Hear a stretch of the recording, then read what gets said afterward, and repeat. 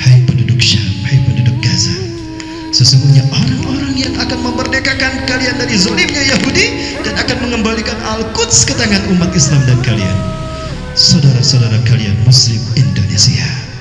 Maka bulatkan tekad dalam hati kita untuk menunjukkan ini adalah kesempatan kita untuk membuktikan cinta kita kepada Rasulullah SAW. Ya, bukan hanya surga yang kita dapatkan, tapi berkah dari Allah dan syafaat Rasulullah SAW inilah yang akan menghiasi indahnya surga kita nanti. Amin.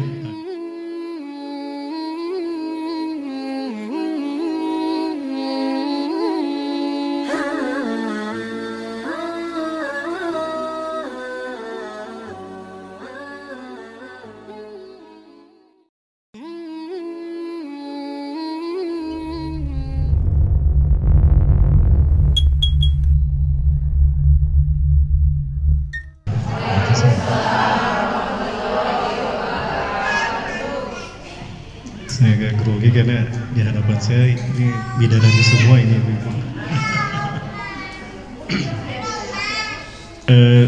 Bismillahirrahmanirrahim. Alhamdulillahirabbil alamin wa bihi nasta'inu ala umuri dunya waddin. Wassalatu wassalamu ala asyrafil anbiya'i wal mursalin. Wa ala alihi wa sahbihi ajmain wa man tabi'ahum bi ihsanin ila yaumiddin. Masya Allah, bukan wa malam yasalam yakun wala haula wala quwata illa billahil aliyyil azim. Qala Allah Ta'ala fi kitabihil karim wa bi qawlihi yahtadil muhtadin. A'udzu billahi samil alim minasyaitonir rajim min hamzihi wa nafthihi wa nafthihi.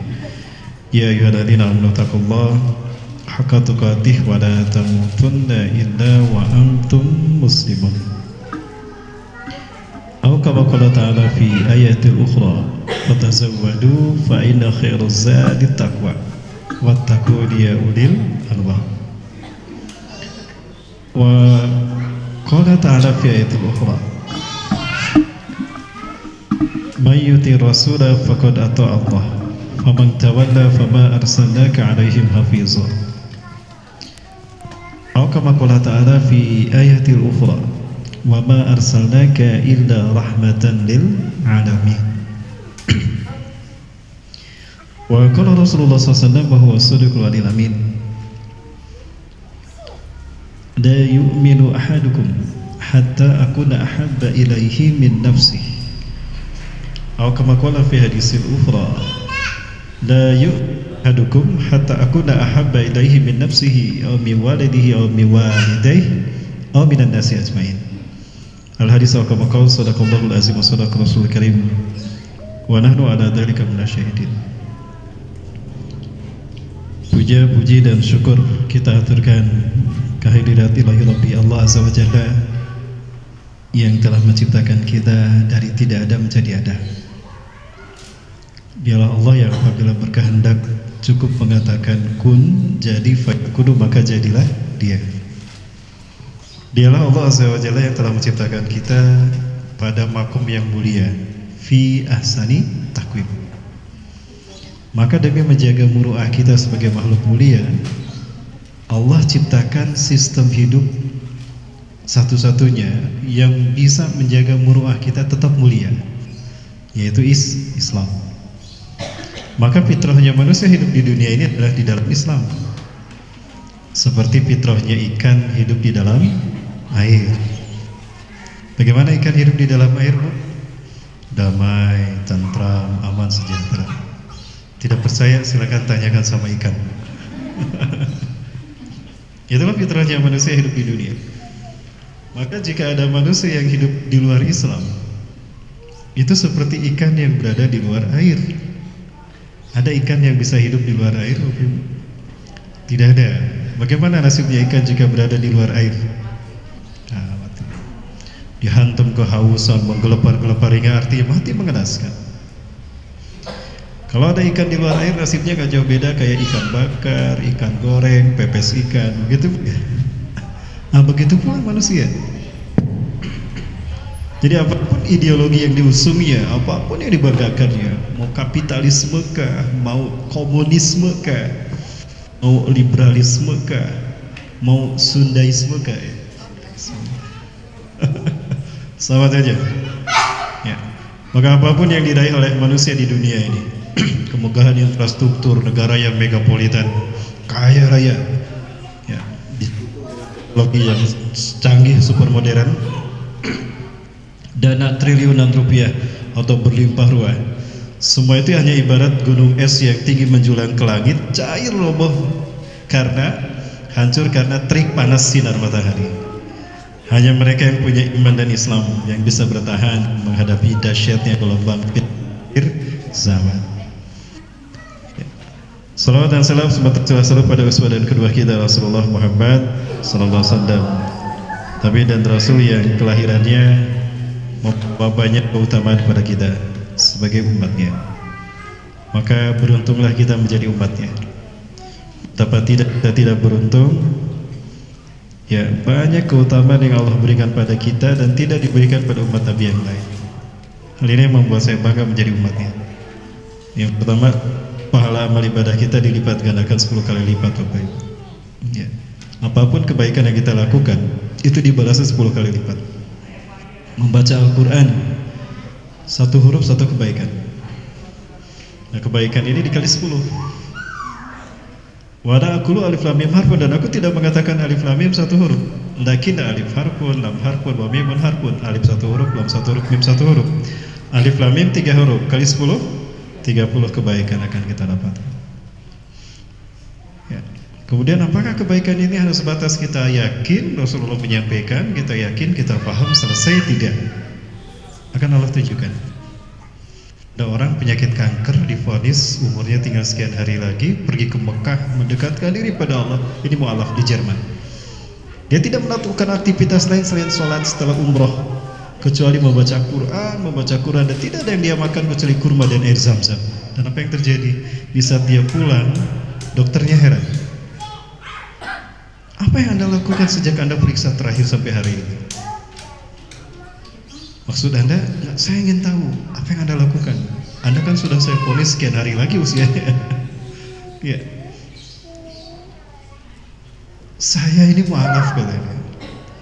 Anda tahu saya mu'alaf, saya sudah masuk Islam, saya sudah punya Tuhan, saya berangkat ke tanah suci, mendekatkan diri kepada Tuhan yang menciptakan saya dan menggenggam hidup saya, yang nyawa saya ada di tangannya.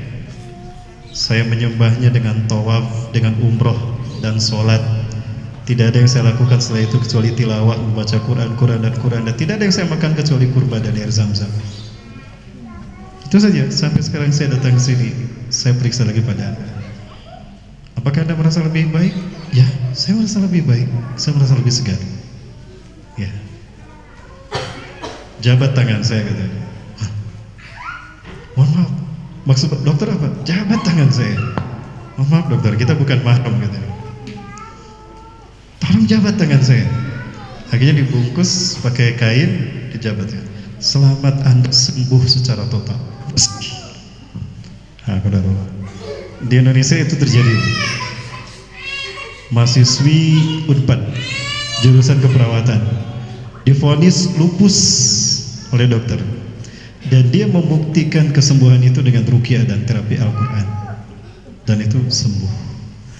Nah, ini bukan hanya sebatas hadis selesai, tidak, Allah buktikan. Ya.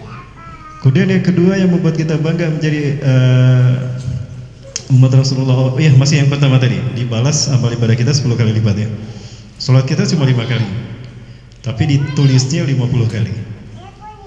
Ketika Allah Azza wa Jalla selesai mewajibkan jadi 5 kali kan, Allah berfirman, ya Muhammad ini idza qadaitu syai'an fil lahir mahfuz la mughayyiran. Hei Muhammad, kalau aku sudah menetapkan satu urusan, gak mungkin aku merubahnya. Innalaka fil khamsati khamsin. Bagimu walaupun 5 kali sehari semalam sholat, dicatatnya 50 kali. Ya, 50 kali. Apalagi yang buat kita bangga menjadi umat Nabi Muhammad. Keutamaan lain yang Rasulullah menyebutkan, umat beliau tidak akan disiksa di akhirat. Ya, ummati hadhihi ummatun marhumatun. Umatku ini adalah umat yang Allah rahmati, laisa laha iqabun fil akhirah. Umatku tidak akan disiksa di akhirat. Senang tidak Bu, nanti di akhirat tidak disiksa Bu? Senang. Ya. Yang jawab sedikit, berarti yang senang sedikit ini. Ya. Laisa laha iqabun fil akhirah, umatku tidak akan disiksa di akhirat. Lakinna iqabuha ujilat fid dunya, tapi siksaannya Allah segerakan di dunia. Dengan cara apa? Segerakan. Kaifa yakunu dzalika ya Rasulullah? Bagaimana siksaan itu didahulukan untuk kami di dunia ini? Satu, bil fitani, dengan huru-hara. Panasnya geopolitik sekarang ini, Bu. Bikin orang menjual agamanya demi pangkat, demi jabatan, kan? Betul, Bu? Walaupun jabatannya sebatas wakil. Wakil apa, Bu? Wakil kepala desa.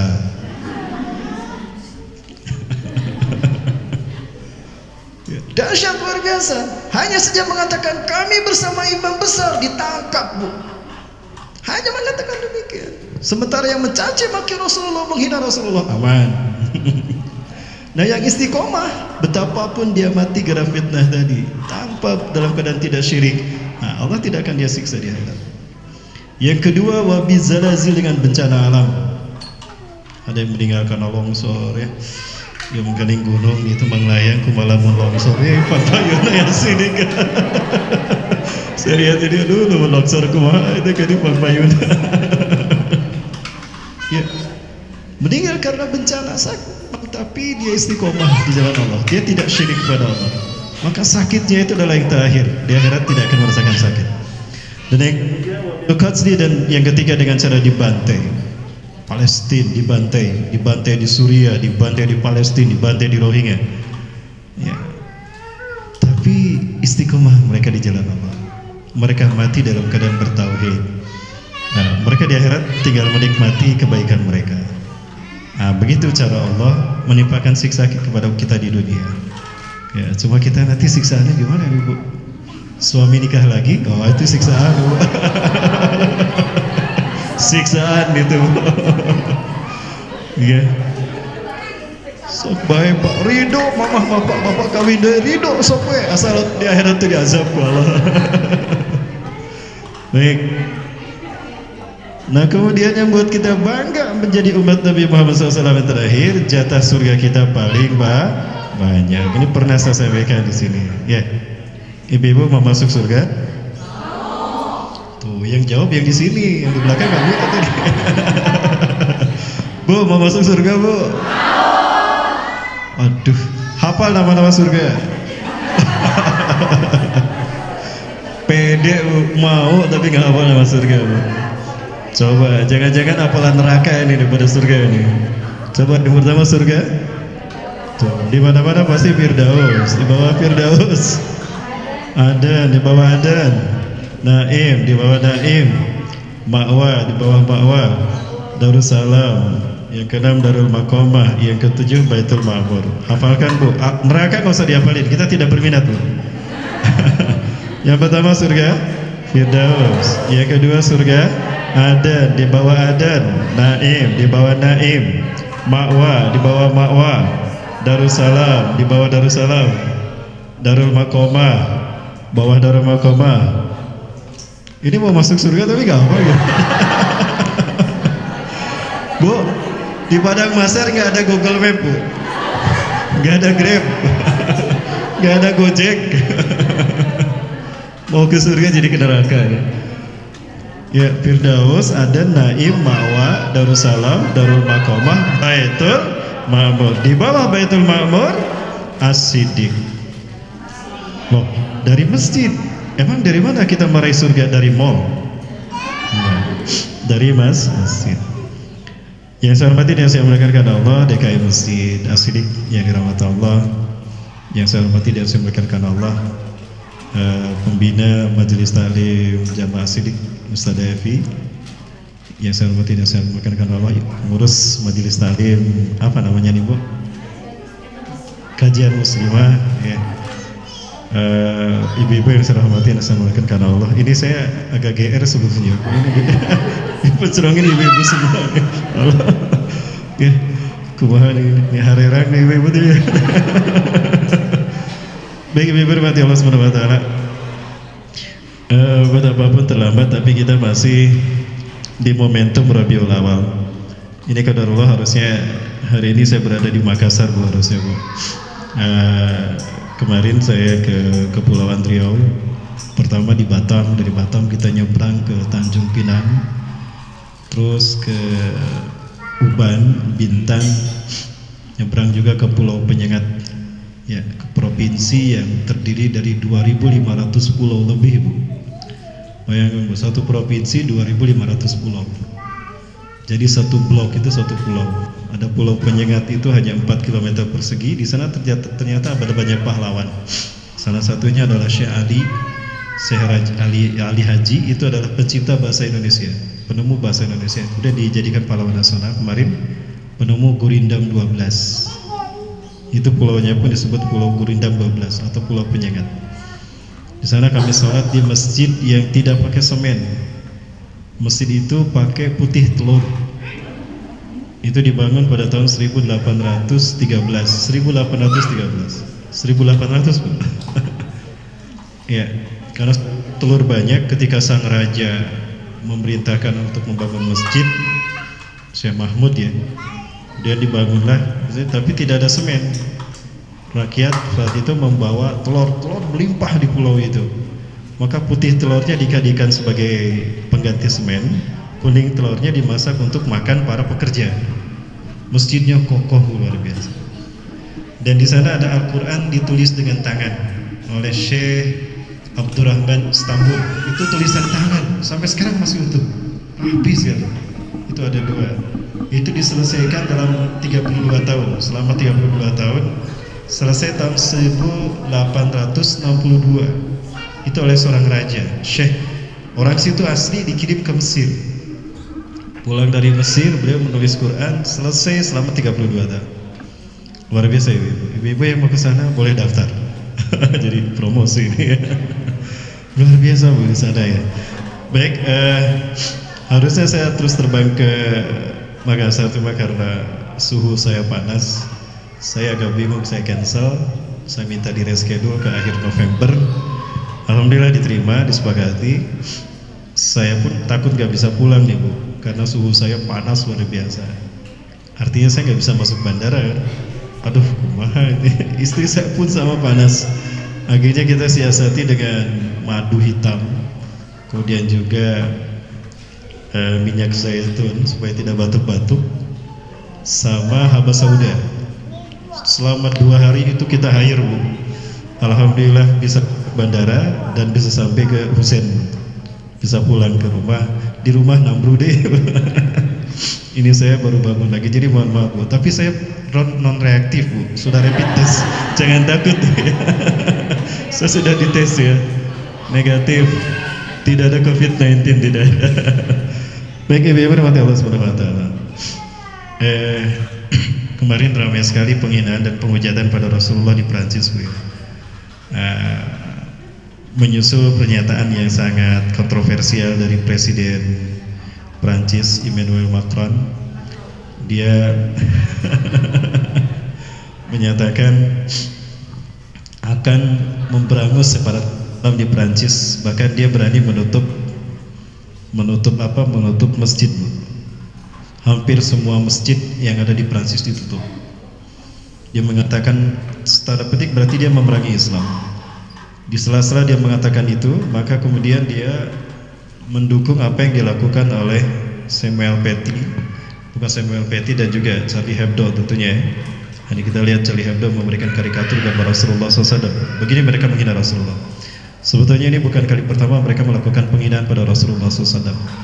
Mereka sudah berkali-kali melakukan ini. Bahkan pernah mereka, kalau Prancis ini yang terkenalnya apa, Bu? Negara fashion, kan, negara pakaian. Bu, yang namanya Prancis ini bebas luar biasa, betul-betul bebas. Di bawah menara Eiffel, orang telanjang laki perempuan bugil tuh betul. Ya. Ustaz lihat gitu, ya enggak, saya tahu aja. Saya diskusi begini dengan orang yang, Ustaz, saya 6 tahun tinggal di Prancis, Ustaz. Tugas saya saat itu di Prancis. Gila mereka, Ustaz. Yang namanya laki perempuan begitu bebas, cuek aja, nggak ada yang larang. Saking bebasnya. Nah, begitu juga kebebasan mereka dalam bergaya, berpakaian, bermode. Sampai ada, saya masih ingat saat itu, ada peragaan mode di mana ayat Quran jadi motifnya. Dan itu kainnya tipis, jadi nyaris telanjang perempuan itu. Ada motif Quran. Nah, ini pun diprotes, ya. Nah, kali ini mereka melakukan hal yang sama.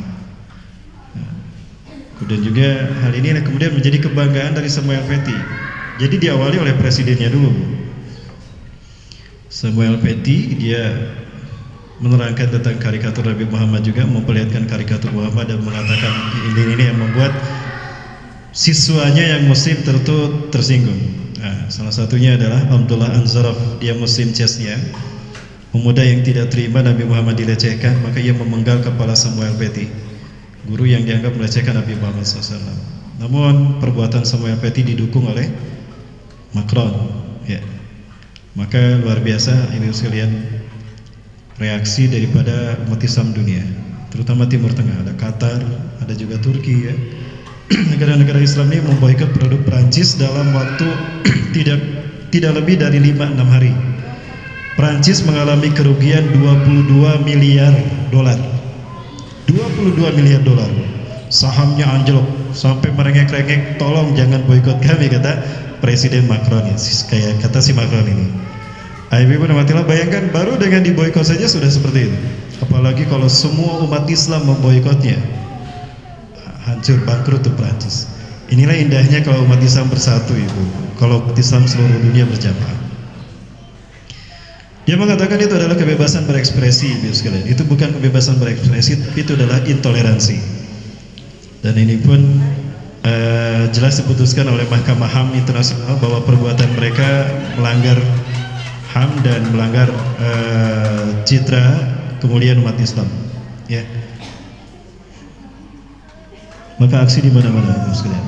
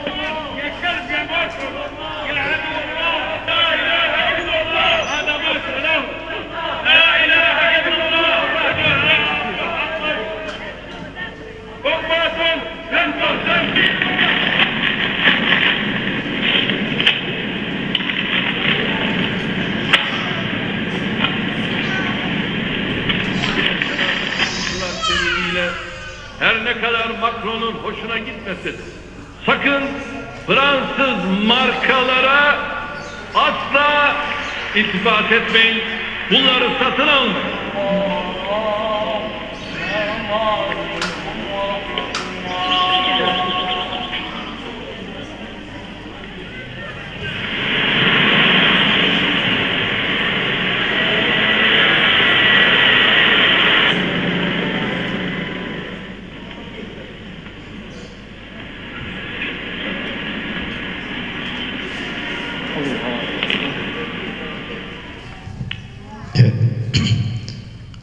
Melihat situasi seperti itu, maka bagi kita ibu-ibu sekalian, jihad hukumnya sudah fardu ain untuk memerangi Prancis.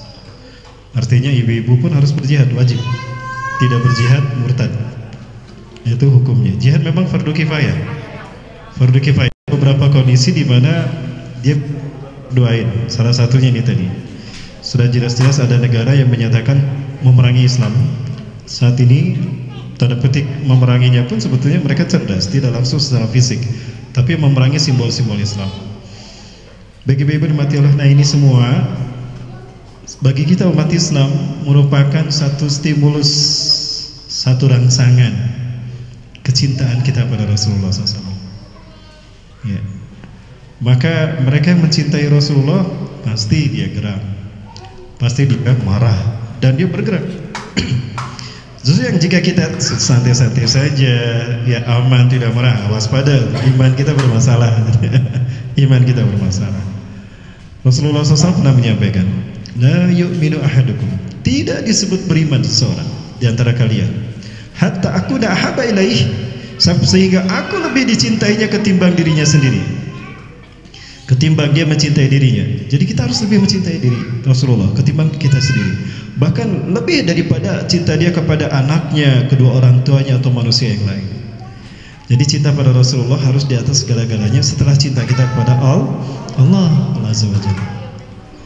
Nah ini wajib. Nah untuk menunjukkan cinta kita kepada Rasulullah inilah kita harus menyatakan sikap, paling tidak kita marah ya, dan syukur-syukur kita sepakat melakukan upaya pemboikotan terhadap produk Prancis. Di antaranya nggak ada di sini ya, Aqua nggak ada. Le bener ale.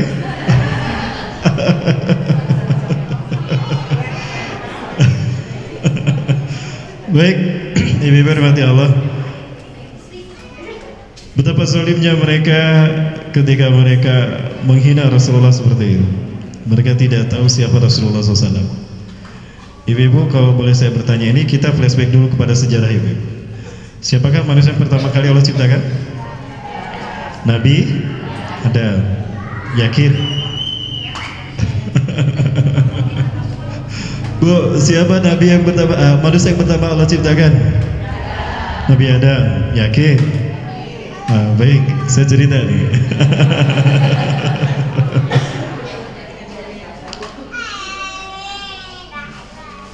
Ketika Nabi Adam alaihissalam terusir ke dunia, Nabi Adam terpisah 100 tahun dari Siti Hawa. Kebayang terpisah 100 tahun, bagaimana tidak galau Nabi Adam. Nabi Adam diturunkan di Hindustan, Siti Hawa di tempat yang kemudian bernama Jidah, Iblis di Dastamaya Sandira. Tidak bertemu ketiga-tiganya selama 100 tahun ya.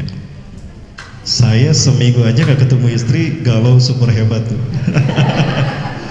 Alhamdulillah. Getas kual maksud alhamdulillah. Kalau di getas kual masuk gak dukung PDIP.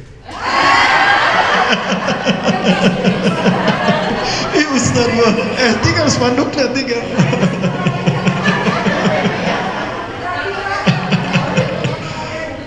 Ibu tinggal tuh anu badai nyalonkan jadi Bupati Bandung. Sarang Atep itu saha. Terang-terangan kalau mereka di hadapan saya menunggu PDIP. Ya. Betul ya, Ustaz bener itu, betul bener. Uya sih agak cekap ibu atas. Baik, ibu berhati Allah.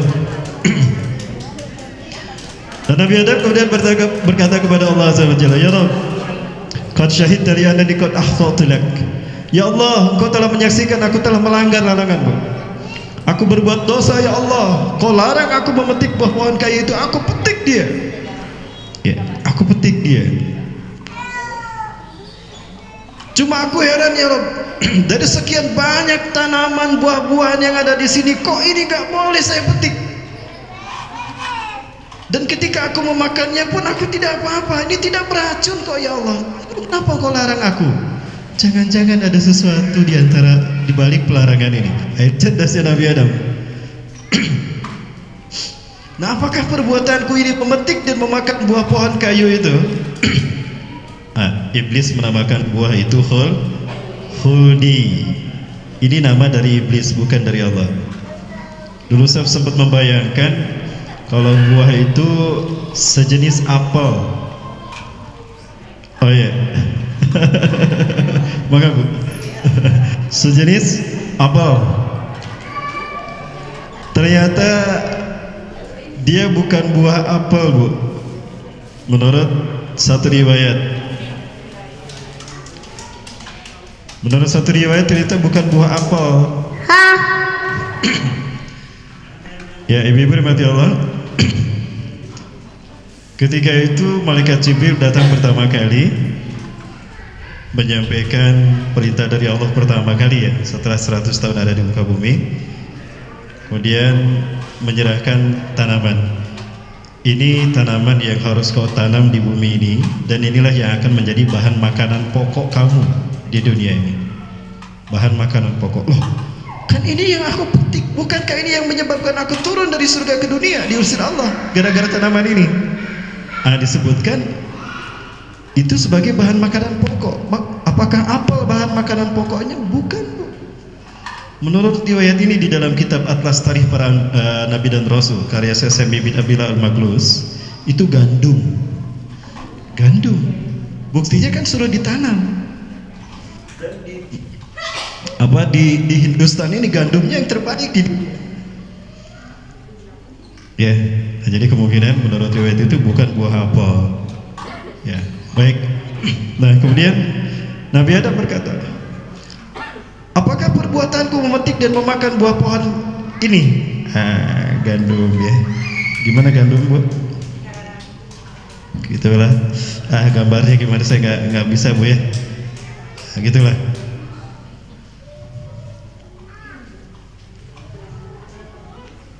Ya, bulat gitu ya. Apakah perbuatanku memetik dan memakan buah pohon ini murni perbuatanku sebagai makhluk yang lemah, atau jangan-jangan kau telah menetapkan aku harus memetiknya? Ini cerdasnya Nabi Adam. Maka apa kata Allah Azza wa Jalla? Bal inni qad katabtu laka qabla khalaqtuka. Bahkan aku telah menetapkan kau harus memetik buah pohon ini agar ada alasan bagiku untuk menurunkan kau ke dunia. Jadi sengaja Allah menetapkan Nabi Adam harus memetik ini sebelum Allah menciptakan Nabi Adam. Aku menetapkannya sebelum aku menciptakan engkau untuk harus memetiknya. Waktu Bu gara-gara tuang cau Bu sareng Siti Hawa, wah cau teh dituang eta kulitna di mana wae. Ai pas lupat jeung Siti Hawa kan ijek tah. Kulit cau teh disolet gebrug we ka mana? Ka Cigending kan piraku. Kan tidak mungkin. Maka Adam alaihissalam berkata, Fabima katabta alayya, karena engkau telah menetapkan aku harus memetiknya. Wa bi kirami Muhammadin sallallahu alaihi wasallam, dan demi kemuliaan Muhammad sallallahu alaihi wasallam, fatub alayya taubati, maka terimalah taubatku. Terimalah taubatku. Dari mana kau tahu Muhammad, kata Allah? Dari mana kau tahu Muhammad? Min aina arafta Muhammadan? Hawa nuruh. Afal khalaqtahu qabla an tahluqas samawati wal ard. Itu cahayanya ya Rasulullah. Ya Allah, bukankah kau telah ciptakan cahaya mulia beliau sebelum kau ciptakan langit dan bumi? Betul, Adam. Jadi siapa yang pertama kali diciptakan, Bu? Nabi Muhammad. Ubah pandangannya itu. Yang pertama Allah ciptakan itu Rasulullah. Allah ciptakan Rasulullah SAW. Bahkan jauh sebelum langit dan bumi Allah ciptakan, 50.000 tahun sebelum langit dan bumi Allah ciptakan, Allah sudah menciptakan Rasulullah SAW. Aku akan menciptakan makhlukku yang terbaik di alam semesta, terbaik dari segi fisik, terbaik dari segi akhlak, terbaik segala-galanya. Dia adalah tanda cintaku kepada alam semesta, tanda rahmatku pada seluruh makhlukku, dan akan aku lahirkan dia nanti di akhir zaman. Adapun manusia yang lahir secara fisik pertama kali Nabi Adam, bukan Nabi Muhammad. Amin. Terang waktu saya sudah. Bikin Nabi, bikin kayak gue. Jadi siapa yang pertama kali ciptakan? Rasulullah Muhammad Sallallahu Alaihi Wasallam. Saya bertanya kepada ibu, kenapa Rasulullah dilahirkan di akhir zaman? Untuk menyempurnakan sebut syariat Islam. Yang lain, pertarungan hak dan batil, pertarungan hak dan batil yang paling dahsyat itu di akhir zaman. Babak finalnya di akhir zaman kan, Bu. Saat itulah dipertaruhkan kehebatan makhluk manusia, kehebatan Nabi dan Rasul dipertaruhkan. Maka Rasulullah membawa bukan hanya reputasi para Nabi dan Rasul saja, dan bukan hanya membawa reputasi dirinya sebagai makhluk yang terbaik, tetapi juga mempertaruhkan reputasi Allah sebagai satu-satunya Tuhan yang tidak sekutu baginya. Kenapa demikian? Karena yang dihadapi adalah fitnah yang terburuk, iblis dan dajjal. Maka cukup diutus Rasulullah di akhir zaman untuk membuktikan kehebatan Rasulullah SAW. Secara fisik tidak ada, tapi dengan Quran dan Sunnah yang beliau wariskan, membuat penjuang, membuat umatnya di akhir zaman mampu menghadapi fitnah, dajjal dan iblis. Ya. Baik, Ibu rahmati Allah, kita kenang kembali untuk menumbuhkan rasa cinta kita bagaimana sosok yang mulia ini lahir ke dunia. Beberapa hari sebelum Rasulullah SAW dilahirkan,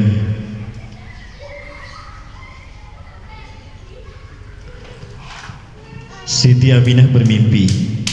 Pertama, mimpi dikunjungi oleh Nabi Adam alaihissalam. Di malam itu dalam mimpinya Nabi Adam berkata kepada Siti Aminah, "Marhaban bik, salamun alaik, innaki satalidu min nafsah tuladu min nafsika min rahmika, ya khairul anbiya wal mursalin, afdali khalqillah min khair khalqillah." Selamat wahai Aminah, dari rahimmu akan lahir makhluk yang terbaik dari Allah, akan lahir rahmat bagi alam semesta ini. Sebaik-baik anakku adalah dia. Dari sisi fisik ya, Rasulullah SAW. Ya, pergilah Nabi Adam. Malam berikutnya adalah Nabi Nuh alaihissalam mengucapkan yang sama. Keselamatan bagi wahai Aminah, kebahagiaan, rahmat dan ridho Allah bagi wahai Aminah. Kau akan melahirkan makhluk terbaik di alam semesta ini, cahaya bagi alam semesta, Muhammad sallallahu alaihi wasallam. Ya. Pergi lagi. Malam berikutnya Nabi Ibrahim, malam berikutnya Nabi Musa, malam berikutnya Nabi Isa alaihissalam. Dan di hari-hari di mana Rasulullah akan dilahirkan, atau di tahun Rasulullah akan dilahirkan, kita tahu saat itu Abrahah marah luar biasa. Abrahah marah karena Najran itu gak ada yang mengunjungi. Dia iri kepada Mekah. Orang dari mana-mana datang ke Mekah, ramai Masjidil Haram, per kapita Mekah tinggi, maju ekonominya. Najran tidak. Najran ini perbatasan Saudi Arabia dengan Yaman. Ya, sebelum ke Yaman itu ke Najran dulu, lewat ke Najran. Ya. Nah, kemudian maka dia membangun kanisah gereja yang indah megah lebih besar dari Masjidil Haram.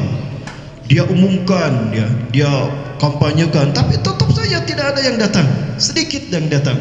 Tetap orang-orang datang ke Masjidil Haram. Maka marah dia, murka dia. Maka dia membawa 70.000 pasukan gajah, ingin menghancurkan Ka'bah dan Masjidil Haram. Hal inilah yang membuat galaunya, takutnya penduduk Mekah, terutama Abdul Muthalib, kakek Rasulullah SAW. Demikian bagaimana Allah memuliakan beliau. Baru dengan lahir saja sudah seperti itu. Jadi tidak ada suasana indah kecuali saat beliau lahir ke dunia ini.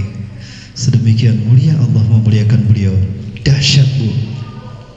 Ada juga zaman sekarang orang yang menghinakan beliau.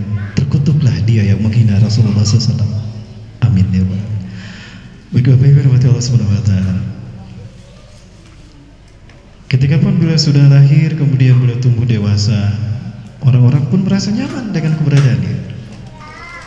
Betapapun beliau belum diutus menjadi nabi dan rasul, beliau sudah menjadi solusi bagi masalah-masalah yang ada di kota Mekah dan sekitarnya. Pada suatu saat ketika Mekah, Masjidil Haram diperbaiki, Ka'bah diperbaiki. Telah selesai Ka'bah diperbaiki, orang berebut untuk memindahkan Hajar Aswad. Tiap kabilah merasa berhak. Mereka berkata, kami yang berhak, kami yang berhak. Akibatnya apa? Kabilah-kabilah itu hampir berperang hanya karena berebut memindahkan Hajar Aswad. Allah memberikan ilham kepada mereka. Kini saja, tunggu sampai besok pagi. Siapa yang besok pagi datang pertama kali ke Masjidil Haram, dialah yang berhak memindahkan Hajar Aswad. Ternyata yang besok paginya, siapa yang datang pertama kali? Nabi Muhammad. Allahu Akbar. Betapa dahsyat Allah memberikan takdir ini. Sepakat kami Muhammad yang datang, Muhammad yang datang. Allahu Akbar, Allahu Akbar. Ya. Rasulullah faham saat itu orang sedang berebut dan hampir berperang gara-gara memindahkan Hajar Aswad. Bisa saja beliau mengambilnya, menyimpannya di tempatnya, udah selesai. Tapi masalah tidak, konflik tidak sempat diredakan. Nah, Rasulullah cerdas menggunakan manajemen konflik. Beliau menekan manajemen konflik. Faham ya? Rasul persatukan mereka. Dia hamparkan sorbannya, beliau letakkan itu Hajar Aswad di tengah-tengah. Setiap pimpinan kabilah diminta memegang ujung dari sorbannya. Dan semua pimpinan kabilah itu kebahagiaan. Mereka merasa puas dengan jawaban Rasulullah. Luar biasa Muhammad, rahmat Muhammad. Ya. Sudah pun beliau diutus menjadi Nabi dan Rasul, betapa besar cintanya kepada kita, Bu. Beliau korbankan apapun demi Islam ini sempurna, karena beliau ingin umat yang nanti dia tinggalkan mendapatkan Islam itu cukup segala-galanya untuk membuat mereka bisa masuk surga, bisa mendapatkan rahmat dan ridho Allah. Beliau korbankan dirinya sampai terluka, bahkan nyawa beliau korbankan. Bahkan beliau pun memanggil kita di detik-detik terakhir kehidupan beliau, menunjukkan betapa besar cinta beliau kepada kita yang belum ditemuinya. Masih ada waktu, Bu? Perasaan saya baru mulai ini. Masih ada waktu, Bu? Masih sampai jam berapa, Ibu? Sampai jam 5:30 ya? Sampai Isya, Bu? Boleh. Ibu-ibu rahmati Allah. Pancaran kemuliaan beliau tidak hanya bisa disaksikan oleh mata zahir, mata batin pun bisa merasakan bagaimana kemuliaan beliau. Ya. Ada lelaki tua Yahudi, dia setiap hari mencaci maki Rasulullah. Dia buta, kerjanya mengemis di perempatan jalan di Madinah. Ya, seperti itu. Setiap hari dia mencaci maki Nabi Muhammad SAW. Tapi pada akhirnya dia masuk Islam setelah tahu Rasulullah telah meninggal dunia. Dia masuk Islam setelah tahu bahwa orang yang menyuapinya setiap hari dengan lembut, udah kek, jangan ngomong aja nih kek, makan dulu kek, biar suaranya lantang, ada tenaga buat ngomong kek. Iya tuh si Muhammad mau-maunya ngaku Nabi, sihir apa yang dia lakukan sehingga orang-orang banyak dengan mudah menjadi pengikutnya. Kurang ajar dia si Muhammad. Rasulullah di sampingnya, udah kek, tuh ngomong aja nih, saya bawakan makanan kesukaan kakek nih, biar kakek sehat, kakek kuat, makan dulu kek. Ya, disuapin. Setiap hari beliau dihina, dicaci maki, tapi seperti itu. Ya. Hingga saat beliau wafat, dia menunggu-nunggu, mana sahabatku? Sudah lama dia tidak mengunjungi, aku lapar, mana hai sahabatku? Abu Bakar menggantikannya. Ya, Abu Bakar menggantikannya. Kenapa kau datang terlambat ya sahabatku? Maaf kayak banyak urusan. Ya, maka kamu tahu tidak kabar si Muhammad yang katanya pengaruhnya sudah makin hebat lagi? Bisa-bisanya dia ngaku Nabi. Hati-hati, jangan-jangan kamu nanti kena sihirnya juga. Abu Bakar lama-lama marah juga. Itu wal gitu. Kok kamu kasar sekali? Jangan-jangan kamu bukan orangnya. Dari mana kamu tahu? Orang yang biasa nyuapin saya lemah lembut, dia menyapa saya dulu. Dia menenangkan hati saya, menghormati saya, membesarkan jiwa saya, dan dia pun dengan tenang dan lembut memberikan makan kepada saya. Tidak seperti kamu, wal segala gitu. Maneh malah jelema. Betul, kek, saya bukan dia. Saya sahabatnya. Lalu mana sahabatku? Kakek yakin tidak tahu? Tidak. Orang yang kakek maksud sudah meninggal 3 hari yang lalu. Allahu Akbar. Allahu Akbar saya. Benarkah? Sudah meninggal? Iya. Oh, kenapa orang sebaik dia meninggal dunia? Belum pernah aku temukan orang selebat dia, semulia dia, jauh mencintai saya. Bahkan saudaraku sendiri tidak peduli kepadaku, dia peduli dan sayang padaku. Pantasnya dia yang jadi Nabi dan Rasul. Ya. Kakek mau aku beritahu siapa dia? Iya, dialah Muhammad Rasulullah SAW. Makin kaget dia, dan akhirnya dia menangis memeluk Abu Bakar dan masuk Islam. Jadi Allah Subhanahu Wa Taala, ini ada closing film closing dari saya. Nanti saya tutup ibu setelah film ini. Sayang sekali waktunya tidak cukup ya. Padahal saya masih ingin, ini baru prolog ya ibu.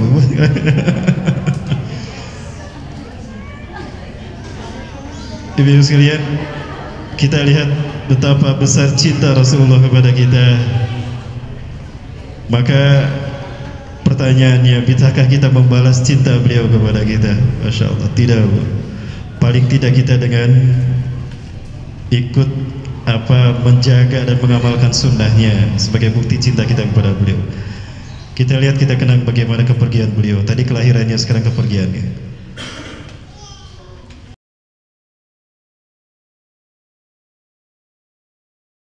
Pelan. Amin. Amin ya Rabbal Alamin.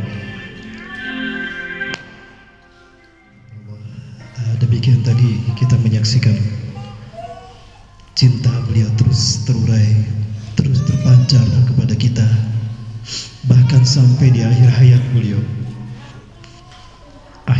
adalah momen yang paling penting bagi seseorang, apalagi Rasulullah. Beliau tahu apa yang harus dilakukan. Ternyata beliau gunakan untuk memanggil kita, orang yang tidak pernah beliau temui, umat yang tidak pernah beliau jumpai. Tapi beliau tahu nasibnya bahwa umatnya di akhir zaman akan hidup penuh dengan zaman fitnah. Itu yang beliau takutkan. Apa sebetulnya yang membuat Rasulullah sampai memanggil kita 3 kali di detik-detik terakhirnya? Sayang sekali waktunya tidak cukup ya Ibu. Saya inginnya menyampaikan ini. Ternyata yang paling beliau cemaskan adalah pembantaian terhadap umatnya.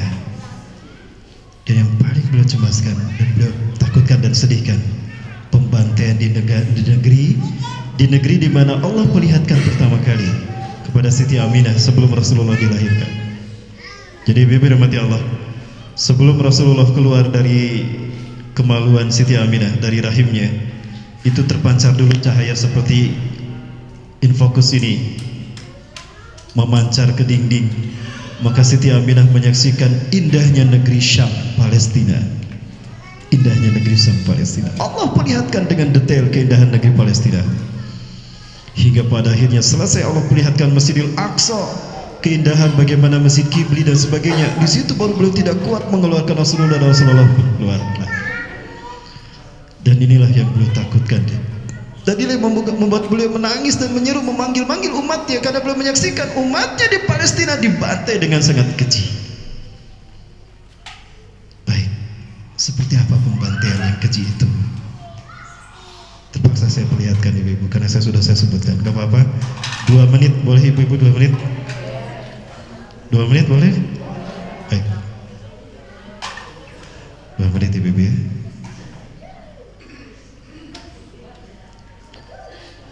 Inilah yang ditukatkan Rasulullah SAW di akhir hayatnya, hingga beliau memanggil kita 3 kali. Satu negeri yang dihuni oleh orang-orang yang begitu mencintai kita, dan kita pun insya Allah mencintai mereka. Allah, mohon maaf yang terakhir ini saya sampaikan, tapi saya yakin inilah salah satu yang membuat mereka bersedih. Ibu sekalian, tahukah kenapa mereka berani berkorban nyawa bertahan di sana? Bisa saja mereka ngungsi dan mereka aman, negara mereka diambil, saya selesai, mereka punya negara lain, negara yang baru. Tidak, mereka yakin pahala surga menunggu mereka, dan mereka yakin bangsa yang dijanjikan Allah akan datang membebaskan mereka. Siapakah bangsa yang dimaksudkan? 5 remaja penghafal Quran di Al-Quds. Kami mendengar saat kami berada di sana. 5 remaja penghafal Quran, mereka tidak bertemu sebelumnya, tapi di malam yang sama mereka bermimpi. Mereka bermimpi dikunjungi Rasulullah SAW, dan Rasulullah bersabda kepada mereka, "Ya ahla Syam, ya ahla Gaza, innal ladina sayuharrirukum min zulmil yahud wa yu'aduna al-Quds ala kabikum ikhwatukumul muslimun al-Indonesia." Hai penduduk Syam, hai penduduk Gaza, sesungguhnya orang-orang yang akan memerdekakan kalian dari zalimnya Yahudi dan akan mengembalikan Al-Quds ke tangan umat Islam dan kalian, saudara-saudara kalian Muslim Indonesia. Ibu-ibu sekalian yang berkata Allah, jangan lupakan harapan mereka. Jika memang benar putih dalam hadis ini adalah kita, maka bulatkan tekad dalam hati kita untuk menunjukkan ini adalah kesempatan kita untuk membuktikan cinta kita kepada Rasulullah SAW. Ya, bukan hanya surga yang kita dapatkan, tapi berkah dari Allah dan syafaat Rasulullah SAW inilah yang akan menghiasi indahnya surga kita nanti. Amin, amin ya rabbal alamin. Bapak Ibu rahmati Allah, itu barangkali sementara salah satu surat cinta dari saya untuk Rasulullah. Mudah-mudahan cinta kita ini diterima Rasulullah SAW. Semua ini saya sampaikan mengenang pertemuan saya dengan beberapa syekh di sana. Ini sholat subuh kami bertemu dengan Syekh Lia Kepala Basi. Pada asar kami bertemu dengan Abu Yusuf, Syekh Yusuf Abu Sunaida. Dan ini Dr. Abu Bakar Awabiyah. Mereka semua yakin kitalah yang mereka tunggu-tunggu. Maka tolong doakan kami dan dukung kami. Insya Allah bulan Maret nanti kami akan kembali ke sana. Kami membawa bantuan dari Riau, kemarin dari Batam kami kumpulkan. Kami akan berkunjung ke mereka yang dibantai, yang ada di rumah sakit, Bu. Kita akan bantu biaya pengobatan mereka yang dibombardir oleh Israel di Al-Quds. Kita juga akan membantu mereka yang yatim piatu disekolahkan di sana untuk kita biayai menjadi mujahid dan penghafal Quran, dan juga kita biayai mereka yang kelaparan di Al-Khalil Hibbar. Insyaallah dengan dana itu akan saya sampaikan. Atau ibu-ibu mau berangkat dengan saya silakan. Tanggal 3 Maret insyaallah saya akan berangkat. Kita mulai dari Jordan, Palestina, berakhir di Mesir. Kita silaturahmi ke Firaun nanti insyaallah. Ya. Kita serap ke depan Firaun maka boleh. Silakan. Itu barangkali ibu-ibu. Ini benar dari Allah yang salah ada pribadi saya pribadi yang saya beristighfar astagfirullahaladzim. Semoga Allah keberkahan kepada kita dan kesempatan untuk mendapatkan syafaat Rasulullah SAW. Terima kasih. Mohon maaf yang apabila yang salah dari saya dan benar dari Allah Subhanahu wa taala. Assalamualaikum warahmatullahi wabarakatuh.